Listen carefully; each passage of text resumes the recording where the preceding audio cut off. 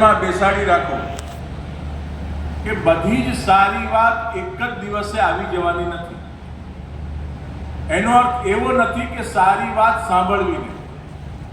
મને એક ભાઈ મળેલા, એણે પૂછેલું કે આટલી બધી કથાઓ થાય છે, આટલા પ્રવચનો થાય છે, આટલું બધું જ્ઞાનનો ઉપદેશ થાય છે, શું બધા બધી વસ્તુ પ્રાપ્ત કરી લે છે? મેં કીધું એવું હોતું નથી. જેટલી વાર સાંભળે છે, જેટલી વાર એ કથાનું શ્રવણ કરે છે, જેટલી વાર એ ભગવાન પાસે જાય છે, જેટલી વાર એ જપ પાઠ કરે છે, એટલી વાર એના મનને કંઈક ને કંઈક હતોડા પડે છે અને ઈશ્વરની કૃપા જે દિવસે થશે ત્યારે એનું મન પણ પરિવર્તન થઈ જશે. નિરાશા રાખવાની જરૂર નથી.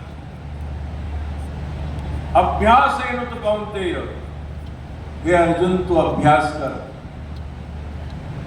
એક એટલી સુંદર વાત આ સ્વાધ્યાયના અર્થમાંથી નીકળે છે કે સ્વાધ્યાયનો અર્થ અગર આપણે આપણી જાતમાં બહુ ઊંડાણથી વિચાર કરશું તો આપણને બધાના દોષ દેખાય, અને એ દોષ દેખાય છે નહીં, ઓટોમેટિક આદત પડી ગઈ છે કે દેખાય.